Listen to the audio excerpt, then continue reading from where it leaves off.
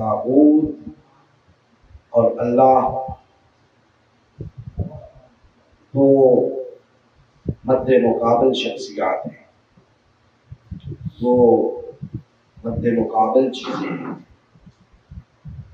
لیکن وہ صرف اس حوالے سے ہے کہ اللہ جل مجدہ نے بنی نوع انسان کو اس زمین پر آباد کیا اور اس آزمائش میں ڈال دیا۔ اس آزمائش میں کامیاب یا ناکام ہونے کے لیے طاغوت اپنا کردار ادا کرتا ہے۔ طاغوت بنیادی طور پر شیطان ابلیس کو قرار دیا گیا ہے، اور وہ ایک ایسی طاقت ہے جو نظر نہیں آتی، تاہم قرآن تعلیمات ہمیں یہی بتاتی ہیں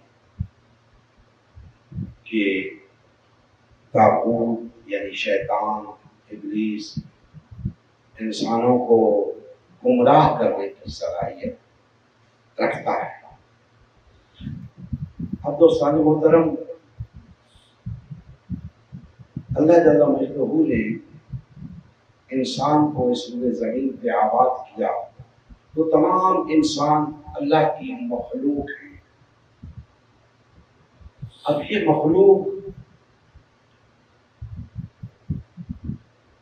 یا تو اللہ کے بندوں پر مشتمل ہے یا پھر طاغوت کے بندوں پر مشتمل ہے، اور یہ آزمائش ہے انسان کی۔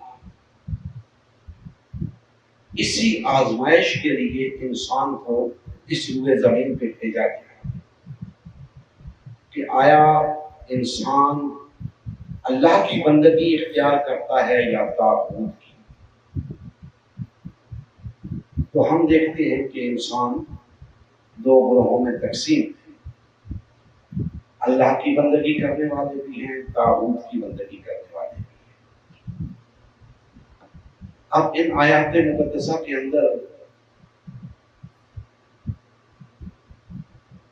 جو فلسفہ بیان ہوا ہے، کچھ تو میں عرض کر چکا، کچھ آج عرض کروں گا، کچھ پھر کسی وقت کوشش کریں گے کہ اللہ کے بندے اللہ کی راہ میں لڑتے ہیں، طاغوت کے بندے طاغوت کی راہ میں لڑتے ہیں۔ کیوں لڑتے ہیں؟ اشارتاً میں نے بتایا تھا، کوئی مقصد ہے ان کے لڑنے کا۔ تو یاد رکھیں کہ مقصد دونوں کا غلبہ پانا ہے۔ اللہ کے بندوں کا مقصد بھی غلبہ پانا ہے، طاغوت کے بندوں کا مقصد بھی غلبہ پانا ہے۔ اور ان تینوں آیات کے اندر اللہ جل مجدہ نے کچھ تعلیمات ہمیں دی ہیں کہ ہمیں کیا کرنا ہے، ہمیں کون سی روش اختیار کرنی ہے۔ تو جب اللہ کے بندے اور طاغوت کے بندے دونوں غلبے کے لیے جدوجہد میں مصروف ہوتے ہیں، تو غلبہ حاصل کر کے وہ کیا چاہتے ہیں؟ اللہ کے بندے چاہتے ہیں کہ غالب آ کر اس روئے زمین کے اوپر عدل قائم کریں۔ میں سمجھتا ہوں کہ باقی چیزوں کی حیثیت ثانوی ہو جاتی ہے۔ جب ہم عدل کی بات کرتے ہیں تو باقی چیزوں کی حیثیت ثانوی ہو جاتی ہے، وہ اسی ذیل میں آ جاتی ہے۔ تو اللہ کے بندے چاہتے ہیں کہ اس روئے زمین پر غالب آ کر عدل قائم کریں، اور عدل کیوں قائم کرے؟ اس لیے کہ اس سے پہلے ظلم وبا ہوتا ہے، اور ظلم بھی ایک ایسی اصطلاح ہے کہ باقی چیزیں گنوانے کی ضرورت نہیں ہے، سب اسی ذیل میں آ جاتی ہے۔ اب دوستان محترم، یہ دو گروہ آپس میں برسرے پیکار ہے حضرت سے۔ اللہ کے بندے عدل کے قیام کے لیے مصروف عمل ہیں، طاغوت کے بندے ظلم کے قیام کے لیے مصروف عمل ہیں۔ سوال پیدا ہو سکتا ہے کہ ایسا گروہ تو کوئی بھی نہیں نظر آتا جو ظلم کے قیام کے لیے جدوجہد کر رہا۔ دعویٰ تو سب کا یہی ہوتا ہے کہ ہم عدل کے قیام کی کوشش کر رہے ہیں، لیکن دوستان محترم، عملاً جو صورتحال نظر آتی ہے، متعدد گروہوں کی جو روش نظر آتی ہے، اس سے اندازہ ہو جاتا ہے کہ عدل کو قائم کرنے والے کون سے لوگ ہیں اور ظلم کے قیام کے لیے جدوجہد کرنے والے کون سے ہیں۔ وہ یوں کہ ظلم کے قیام کے لیے جو لوگ جدوجہد کر رہے ہیں، مختلف گروہوں کی شکل میں، پارٹیوں کی شکل میں، تحریکوں کی شکل میں، بظاہر بے شک وہ دعویٰ عدل کے قیام کا ہی رکھتے ہیں، لیکن ان کی روش سے، ان کے مقاصد سے پتہ چلے گا کہ وہ کیا چاہتے ہیں۔ مثال کے طور پہ آج اسلام کے نام لیواؤں کے متعدد گروہ اس موجودہ نظام کا حصہ ہے۔ وہ کیا چاہتے ہیں؟ بظاہر تو یہی چاہتے ہیں کہ عدل قائم ہو، ظلم مٹے، لیکن جو اس روش سے جو مقصد نظر آ رہا ہے وہ ہے کہ ہم حکومت حاصل کریں۔ وہ کیا ہے کہ ہم حکومت حاصل کریں۔ مقصد حکومت کا حصول ہے، تو حکومت کے حصول سے نظام نہیں بدلا کرتے۔ نظام کو بدلنے کے لیے نظام کی تبدیلی درکار ہے۔ آپ اپنی 77 سالہ تاریخ کو اٹھا کر دیکھ لیں، حکومتیں بدلی، نظام نہیں بدلا۔ نظام بھی بدلے، لیکن چونکہ وہ دونوں نظام اللہ کے بندوں کے قائم کردہ نہیں تھے، لہذا وہ طاغوتی نظام تھے، ظالمانہ نظام تھے۔ کیسے کہ جمہوریت ہوتی تھی تو آمریت آ جاتی تھی، آمریت جاتی تھی جمہوریت آ جاتی تھی۔ یہی کھیل چلتا رہا پاکستان میں۔ تو یہ دو مختلف نظام ہیں، آمریت اور جمہوریت، دونوں الگ نظام ہیں۔ نظام بھی تبدیل ہوئے، حکومتیں بھی تبدیل ہوئی، لیکن وہ تبدیلی نہیں آ سکی جو درکار تھی۔ وجہ کیا تھی؟ وجہ یہ تھی کہ اللہ کے بندوں نے ایسی کوئی تبدیلی نہیں لائی۔ ان تبدیلیوں کے پیچھے حکومتوں کی تبدیلی ہو یا نظام کی تبدیلی ہو، ان کے پیچھے اللہ کے بندوں کی جدوجہد رہی۔ بے شک یہ بات بہت تکلیف دہ ہے بعض لوگوں کو، لیکن یہ حقیقت ہے کہ اگر ہم اللہ کے بندے ہیں تو پھر عدل کے قیام کے لیے ہمیں جدوجہد کرنی ہے، اور اس کے لیے اللہ جل مجدہ نے اس آیہ مبارکہ کے اندر جو آج میں نے تلاوت کی فرما دیا کہ دین کو قبول کرنے میں کوئی جبر نہیں، ہدایت کو گمراہی سے الگ کر دیا گیا ہے۔ جو لوگ طاغوت سے کفر کریں گے اور اللہ پر ایمان لائیں گے۔ اب دوستان محترم، یہ طاغوت سے کفر کرنا اور اللہ پر ایمان لانا یہ محض کوئی اقرار نہیں ہے۔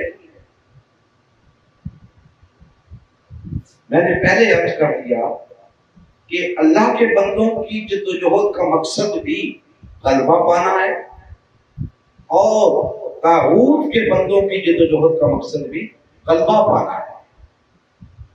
تو جب اللہ کے بندے غلبہ پانے کی جدوجہد کریں گے تو ممکن نہیں کہ وہ طاغوتی نظام کا حصہ بن کر رہے. انہیں طاغوت کا انکار کرنا ہوگا. دوسرے لفظوں میں اس موجودہ نظام سے الگ رہ کے جدوجہد کرنا. اس نظام کا انکار کرنا کیا ہے کہ اس نظام سے ہمارا کوئی تعلق نہیں ہے. طاغوت کا انکار یہی ہے کہ آپ اس سے الگ ہو جائیں، مجتنب ہو جائیں، اس سے الگ ہو کر آپ جدوجہد کریں، آپ اسے تسلیم بھی کر کے رکھیں اور اس کے خلاف جدوجہد بھی کریں. ایسا نہیں ہو سکتا. یہ کفر بالطاغوت اور ایمان باللہ کے فلسفے کے خلاف ہے. اگر آپ اس آیہ مبارکہ کی روشنی میں کفر بالطاغوت کر کے اللہ پر ایمان لانے کے دعوے دار ہیں تو آپ کو پھر طاغوتی نظام سے الگ ہونا ہوگا، کیونکہ آپ نے طاغوت کے بندوں کے ساتھ لڑنا ہے. تو آپ طاغوت کے بندوں سے الگ ہوں گے، منفرد ہوں گے، ممتاز اور نمایاں ہوں گے تو ہی لڑ سکیں گے. اگر ان کے ساتھ آپ ملے ہوئے ہیں، ان کے ساتھ شامل ہیں، ان کے نظام کا حصہ ہیں تو آپ ان کے خلاف جنگ نہیں لڑ سکتے. آپ کو ان سے الگ ہونا ہوگا، طاغوت سے یعنی طاغوتی نظام سے کفر کرنا. تب اللہ پر ایمان ثابت ہوگا اور تب آپ طاغوت کے بندوں کے ساتھ لڑ سکیں. اور جب یہ آپ کی لڑائی اس بنیاد پر ہوگی کہ آپ طاغوت سے الگ ہیں، اب طاغوت کے بندے اور آپ مد مقابل ہیں، تو پھر کیا ہوگا؟ اللہ جل مجدہ آپ کی رہنمائی فرمائیں گے. اللہ جل مجدہ آپ کی رہنمائی فرمائیں گے. اللہ آپ کا ولی ہو جائے گا. جہاں کہیں ٹھوکر لگے گی کہ اللہ پاک رہنمائی فرمائیں گے، اندھیرے سے روشنی کی طرف. جہاں پہ آپ کمزوری دکھائیں گے اللہ جل مجدہ مدد فرمائیں گے، کیونکہ آپ اللہ کے لیے مخلص ہو چکے. اسی طرح جب آپ کھل کر طاغوت کے بندوں کے خلاف کھڑے ہو جائیں گے تو طاغوت کے بندے بھی آپ کے مقابلے میں اسی طرح آئیں گے. اور یاد رکھیں، ایسا نہیں ہوگا کہ طاغوت کے بندوں کو تو نقصان پہنچے اور اللہ کے بندوں کو نقصان نہ پہنچے. نہیں، ہمیں یہی قرآن بتاتا ہے کہ ایسا نہیں ہوتا. اگر انہیں تکلیف پہنچتی ہے، تمہیں تکلیف پہنچتی ہے تو انہیں بھی تکلیف پہنچتی ہے. اگر ان کا نقصان ہوتا ہے تو تمہارا نقصان بھی ہوگا. ایسا نہیں ہے کہ ہمیں کچھ نہ ہو اور ہم طاغوت پر غالب آ جائیں اور طاغوت کے بندے تکلیفیں بھی اٹھائیں، مسائب بھی جھیلیں، جیلیں بھی کاٹیں، گھر بار بھی چھوڑیں، اپنا مال بھی لٹائیں، اپنی استطاعت کے مطابق اپنی صلاحیتیں بھی صرف کریں اور ہم کچھ بھی نہ کریں. ایسا نہیں ہوگا. ہمیں بھی یہ سب کچھ کرنا ہوگا. ہم جن کے مد مقابل ہیں وہ ہم جیسے ہیں. جن چیزوں کا استعمال وہ کر رہے ہیں انہی چیزوں کا استعمال ہمیں بھی کرنا ہوگا. جو کچھ اپنی جد و جہد کی راہ میں، اپنے طاغوت کی راہ میں وہ صرف کر رہے ہیں، ہمیں بھی وہ صرف کرنا ہوگا اللہ کی راہ. لیکن یہاں معاملہ الٹا ہے کہ ہم کچھ بھی نہیں کرتے، اور طاغوت کے بندے صبح و شام لگے ہوئے اپنی صلاحیتیں صرف کر رہے ہیں، اپنا مال لگا رہے ہیں، قید و بند کی سہولتیں جھیل رہے ہیں۔ ہم ہاتھ پر ہاتھ دھرے منتظر کردہ ہے کہ کوئی آئے گا ہماری قسمت بدلے گا، ایسا نہیں، بہر طور ہمیں کچھ کرنا ہے۔ تو دوستان محترم، اسی مقصد کے لیے تحریک نظام مصطفیٰ کی جدوجہد کا آغاز کیا گیا ہے کہ اب اللہ کے بندے میدان عمل میں اترے اور وہ جو آزمائش انسانوں پر ڈالی گئی ہے اس کا پتہ چلے کہ آیا کون اس آزمائش پہ پورا اترتے ہیں، کون نہیں۔ اللہ بھی یہ جاننا چاہتے ہیں، باوجود اس کے کہ اللہ کو معلوم ہے، لیکن پریکٹیکلی وہ دیکھنا چاہتے ہیں کہ کون لوگ ہیں جو میری راہ میں لڑتے ہیں، جدوجہد کرتے ہیں، میرے دین کے غلبے کے لیے، میری حاکمیت کے قیام کے لیے جدوجہد کرتے ہیں۔ تو دوستان محترم، تحریک نظام مصطفیٰ ببانگ دہل یہ بات کہہ رہی ہے کہ اس روئے زمین کے اوپر طاغوت کی حاکمیت کا خاتمہ کر کے اللہ کی حاکمیت کو قائم کرنا ہے۔ ہم اللہ کے بندے ہیں اور اللہ کے بندوں کو ہی یہ دعوت دے رہے ہیں کہ آؤ اکٹھے ہو جاؤ، ایک ہو جاؤ، ہماری نظر میں سب برابر ہیں۔ جو آئے گا اللہ کا بندہ وہی قرار پائے گا، جو نہیں آئے گا وہ اللہ کا بندہ نہیں ہوگا۔ اب وہ خود سمجھدار ہے، اس کو یہ بات سمجھ لینی چاہیے کہ اگر میں اللہ کے بندوں کے ساتھ نہیں جڑتا تو پھر میں طاغوت کی بندگی میں ہوں، کیونکہ طاغوت کی بندگی میں متفرق ہو کے رہا جا سکتا ہے، الگ الگ رہا جا سکتا ہے، اللہ کی بندگی میں متفرق ہو کے نہیں رہا جا سکتا۔ اسی لیے ہم کہتے ہیں کہ اسلام میں پارٹی بازی کی اجازت نہیں ہے، تفرقے کی اجازت نہیں ہے۔ یہ طاغوت کی بندگی میں یہ سب کچھ ہوتا ہے، اسلام میں یہ سب کچھ نہیں ہوتا۔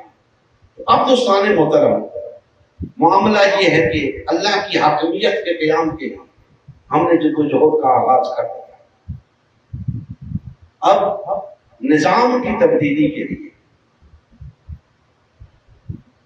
مجرد تبدیلی کی اگر بات کریں تو دو ہی آپشن لوگوں کے سامنے موجود ہیں، یا ووٹ کی پرچی ہے یا پھر لاٹھی گولی کی سرکار۔ دو ہی راستے ہیں کہ بیلٹ یا بلٹ۔ لوگ سمجھتے ہیں تیسرا کوئی راستہ ہے۔ دو راستے ہم نے دیکھے جو بالکل نتیجہ خیز ثابت نہیں ہوئے، کسی قسم کی بہتری ان سے نمودار نہیں ہوئی، ہو بھی نہیں سکتی تھی، کیونکہ وہ راستے اللہ کے بتائے ہوئے راستے نہیں تھے۔ تو یہ دو راستے 77 سال سے اس قوم نے اپنائے اور انسانیت بالعموم اپناتی آ رہی ہے۔ نتیجہ آپ کے سامنے ہے کہ ظلم چھایا ہوا ہے، ظلم نہیں مل رہا۔ پتہ چلا کہ جو نظام قائم ہے وہی ظالمانہ ہے، اس لیے ظلم نہیں مل رہا۔ جو نظام قائم ہے اس کی باغ دور طاغوت کے بندوں کے ہاتھ میں، اس لیے ظلم نہیں مل رہا۔ اور طاغوت کے بندے، میں نے پہلے عرض کیا کہ وہ اقتدار پہ قابض ہی اس لیے ہوتے ہیں کہ ظلم کریں، اور ظلم اس کی جتنی تفصیل بیان کی جائے وہ کم ہے۔ ہر زیادتی اور ہر نقصان وہ ظلم کے زمرے میں آتا ہے۔ انسانیت کو جو نقصان پہنچایا جا سکتا ہو وہ ظلم کے زمرے میں، جو زیادتی کی جا سکتی وہ انسانیت سے وہ ظلم کے زمرے میں۔ تو ظلم معاشروں میں جب عام ہوتا ہے وہ گویا طاغوت کے بندوں کا اقتدار ہے، وہ انسانوں پہ ظلم کرتے ہیں۔ یہ مہنگائی کا ہونا ظلم ہے، بے روزگاری کا ہونا ظلم ہے، یہ معاشی بدحالی ظلم ہے، یہ آج جتنا رونا رویا جا رہا ہے، جی پیٹرول مہنگا ہے، بجلی کے بل ہیں، گیس کے بل ہیں، یہ سب ظلم ہے۔ تو اس ظلم کو مٹانے کے لیے عدل کا قیام لازم ہے۔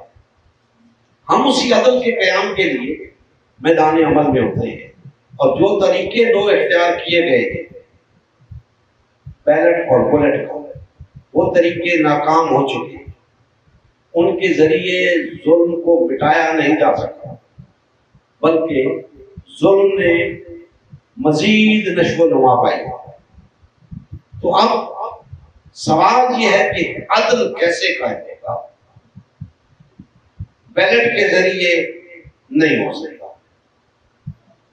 دیکھ لیا ہم، کیونکہ بیلٹ کے ذریعے جب آپ اسی ظالمانہ نظام کا حصہ بن کر جد و جہد کرتے ہیں تو نتیجہ صفر ہو جاتا ہے، نتیجہ ظلم ہی نکلتا ہے۔ لہذا بیلٹ کے ذریعے بھی جو حکومتیں قائم ہوئی ہمارے ملک کے اندر، ہم نے دیکھا کہ کوئی ایسا نتیجہ پیدا نہیں ہوا کہ ہم کہہ سکیں کہ ظلم مٹ گیا اور عدل قائم ہو گیا۔ اور بلٹ کے ذریعے جو حکومتیں قائم ہوئی ہمارے ملک کے اندر، آمریت جو قائم ہوئی، اس کا نتیجہ بھی ہم نے دیکھ لیا کہ ظلم نہیں مٹ سکا، عدل قائم نہیں ہو سکا۔ تو پھر ہم کیا کرنا چاہتے ہیں؟ دوستان محترم، ہم عدل قائم کرنا چاہتے ہیں، لیکن نہ بیلٹ کے ذریعے نہ بلٹ کے ذریعے۔ تو پھر یہ کیسے ہوگا؟ یہ ایک ایسا موضوع ہے جس پہ شاید کہیں گفتگو نہیں ہوتی، جس پہ کہیں کوئی بات نہیں ہوتی۔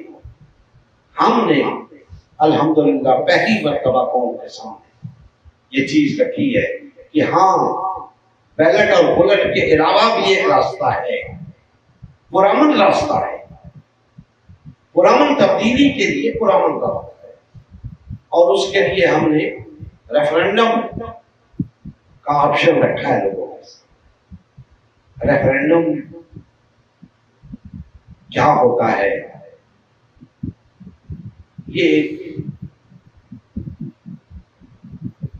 ایسا عمل ہے جس کے ذریعے کوئی فیصلہ کیا جاتا ہے، گو کہ یہ فیصلہ، یہ ریفرنڈم حکومت کے ذریعے ہوتا ہے، لیکن اس میں دو آپشن ہوتے ہیں حکومت کے پاس۔ ایک یہ کہ ایک سطح پہ حکومت کو یہ آزادی حاصل ہے کہ وہ ریفرنڈم کرانے کا فیصلہ کرے یا نہ کرے، اور دوسری طرف کہ اگر حکومت ریفرنڈم کرانے کا فیصلہ کرے تو پھر وہ اسے فیصلے کو قبول کرنے کی پابند ہوتی ہے۔ تو یہ صورتحال ہوتی ہے ریفرنڈم، اور عموماً کئی ممالک کے اندر مختلف معاملات میں عوام سے رائے لی جاتی ہے تو ریفرنڈم ہوتے ہیں۔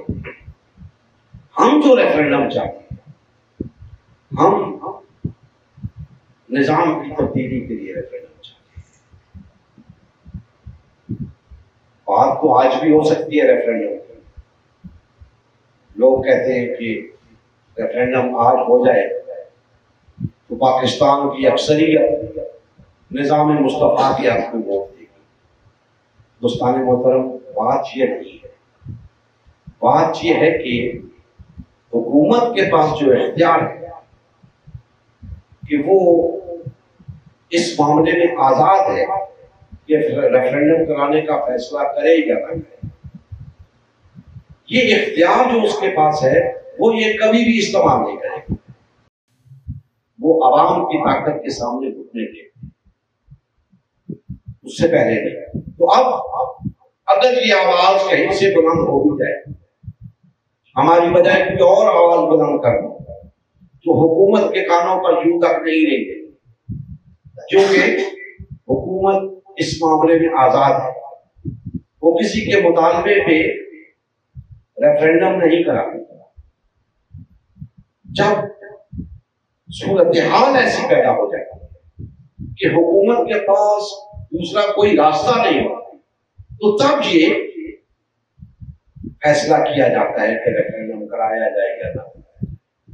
اب یہ صورتحال پیدا ہوتی ہے یا نہیں ہوتی، اور پیدا ہوتی ہے تو کب ہوتی ہے، وہ ایک طرف رکھیں۔ میں جو بات آپ کے سامنے رکھنے جا رہا ہوں وہ یہ ہے کہ اس فلسفے سے جو ہم نے قوم کے سامنے رکھ دیا ہے ریفرینڈم کی صورت، اس سے یہ پتا چلے گا کہ اللہ کے بندے کون سے ہیں اور طاغوت کے بندے کون سے، کیونکہ اب ایک فیصلہ کرنا ہے قوم کہ اس ملک میں عدل ہونا چاہیے یا ظلم ہونا چاہیے، یعنی موجودہ نظام کو جاری رہنا چاہیے یا اسے تبدیل ہونا چاہیے، اور اگر تبدیل ہونا چاہیے تو متبادل نظام کیا ہے۔ تو قوم کو یہ فیصلہ کرنا ہے کہ اب موجودہ نظام ہی چلے گا یا نظام مصطفیٰ ہے۔ یہ وہ آزمائش ہے جو آج مسلمانوں پر آئی ہے، پاکستان کے مسلمان۔ اگر ہم اس آزمائش میں پورا اتر گئے تو ظلم مٹ جائے گا، عدل قائم ہو جائے گا، موجودہ نظام دنیا سے رخصت ہو جائے گا، نظام مصطفیٰ آ جائے گا۔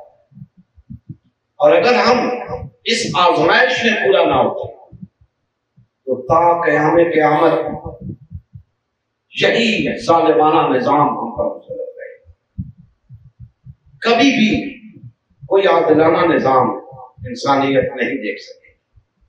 لہذا آج پوری قوم کو یہ میں پیغام دے رہا ہوں کہ اس ریفرینڈم کے لیے اپنے آپ کو تیار کریں۔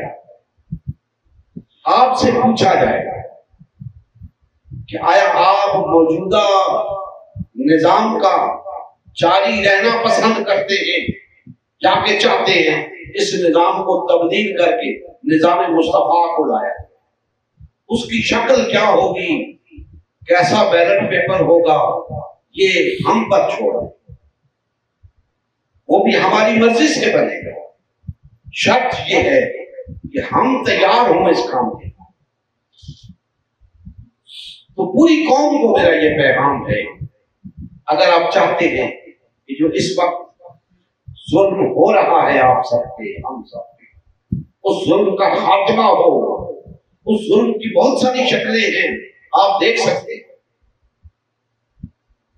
اس ظلم کا خاتمہ اگر آپ چاہتے ہیں اور عدل کا قیام چاہتے ہیں، موجودہ نظام کا، ظالمانہ نظام کا خاتمہ چاہتے ہیں، اور ایک عادلانہ نظام کا، نظام مصطفیٰ کا قیام چاہتے ہیں، تو آپ کو اس ریفرینڈم کی تیاری کرنی ہے، اور اتنی بھرپور تیاری کرنی ہو کہ جب ریفرینڈم کا وقت آئے تو موجودہ نظام کے حامیوں کے بیلٹ باکس سے کچھ بھی نہ نکلے۔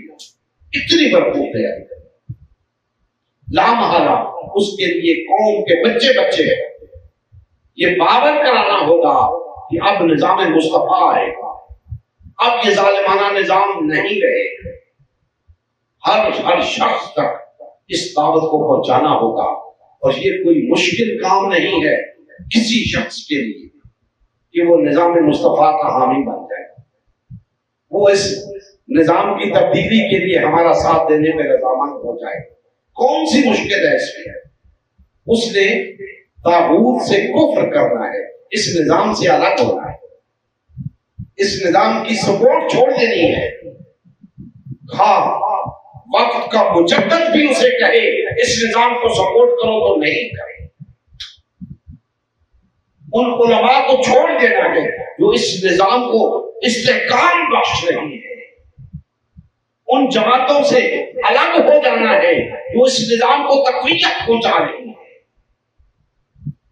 جب ہم سب اس طاغوت سے کفر کریں گے، اس چنگل سے نکلیں گے، طاغوت کے اس چنگل سے نکلیں گے اور اللہ کی بندگی کی طرف لوٹیں گے، اور ہم آواز ہو کر یہ نعرہ بلند کریں گے کہ اب نظام مصطفیٰ کا راج ہوگا، اس موجودہ نظام کو نہیں چلنے چاہیے، ہم نے کچھ نہیں کرنا اس نظام کے خلاف، صرف متحد ہونا ہے، ایک ہونا ہے، یہ کوئی مشکل کام نہیں۔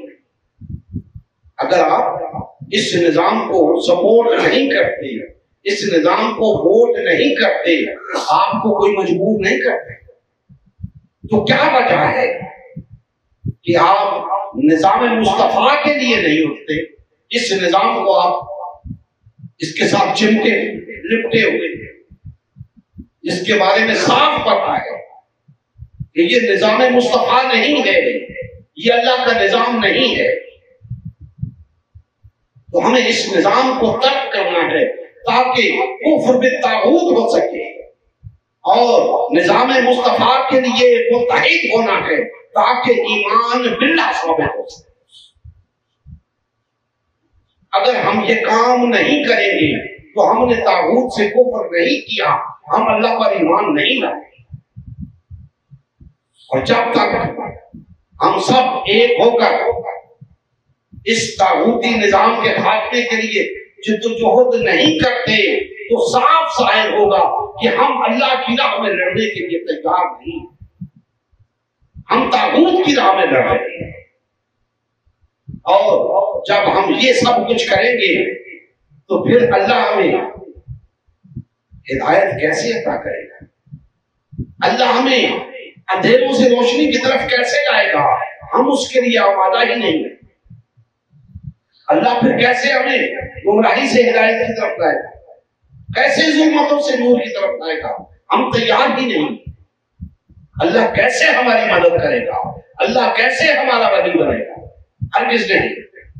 اگر ہم چاہتے ہیں کہ ہمیں اللہ کی ولایت حاصل ہو، اللہ ہمیں گمراہی سے ہدایت کی طرف لائے، ظلمت سے نور کی طرف لائے، اندھیرے سے روشنی کی طرف لائے، ہماری مدد کرے اور ہمیں اپنے بندوں میں شمار کرے، تو ہمیں نظام مصطفیٰ کے قیام کے لیے اٹھنا ہوگا، اس ریفرنڈم کی تیاری کرنی ہوگی۔ یہ وہ آزمائش ہے جس میں ڈال کر آپ کو اس روئے زمین پر بھیجا گیا ہے۔ اس آزمائش میں پورا اترو گے تو اللہ کی بارگاہ میں کامیاب قرار پاؤ، ورنہ تمہاری نمازیں بھی گئی، تمہارے روزے بھی گئے، تمہارے حج بھی گئے، تمہاری تمام عبادات گئی، کیونکہ تم آزمائش میں پورے نہیں اترے۔ یہ آزمائش کا وقت ہے، پوری قوم سن لے، میں نے آپ کو بتا دیا، آپ آج آزمائش سے گزر رہے ہیں، اور اس آزمائش میں پورا اترنے کی کوشش کرو۔ یہ سنی کی آزمائش بھی ہے، شیعہ کی بھی ہے، بریلوی کی بھی ہے، دیوبندی کی بھی ہے، اہل حدیث کی بھی ہے، اہل قرآن کی بھی ہے، اور سیاسی حوالوں سے دیکھ لیں، پی ٹی آئی والوں کی بھی ہے، پیپلز پارٹی والوں کی بھی ہے، مسلم لیگ والوں کی بھی ہے، لبیک والوں کی بھی ہے، این پی ایم والوں کی بھی ہے، سب کی آزمائش ہے۔ سب کو نظام مصطفیٰ کے قیام کے لیے ایک پلڑے میں آنا ہوگا، تب وہ اس آزمائش میں پورے اتریں گے۔ اس کے علاوہ کوئی صورت نہیں اس نظام کو بدلنے کی، اور اگر ہم اس نظام کو نہیں بدل سکتے یا اس کو بدلنے کے لیے جدوجہد نہیں کر سکتے تو ہمیں اللہ کا بندہ کہلانے کا کوئی حق نہیں ہے۔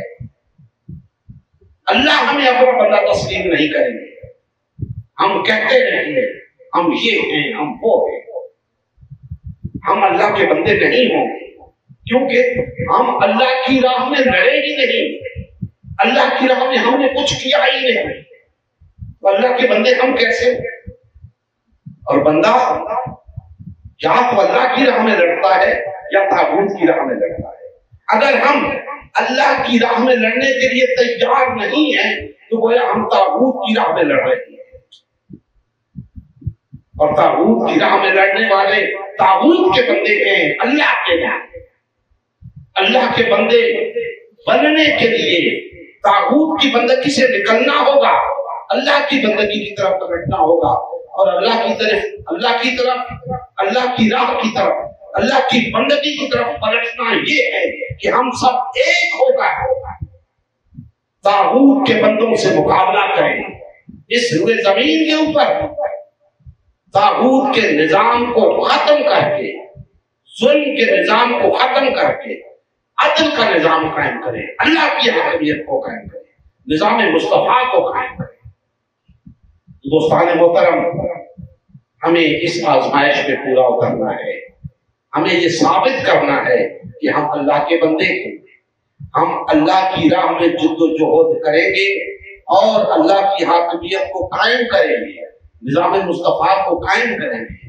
جب آپ اس کے لیے تیار ہوں گے تو آپ یقین جانیں موجودہ نظام ترکوں کی طرح بہ جائے گا، ظلم کا خاتمہ ہو جائے گا، طاغوت تم دبا کر بھاگ جائے گا، طاغوت کے بندے نظر نہیں آئیں گے۔ شرط یہ ہے کہ ہم اللہ کے بندے بنیں، اللہ ہماری مدد و نصرت فرمائیں گے، ہمیں اللہ پر توکل کر کے اس میدان میں اترنا ہے۔ اللہ جل مجدہ ہماری مدد فرمائیں گے اور ہمیں کامیاب فرمائیں گے۔ وما علینا الا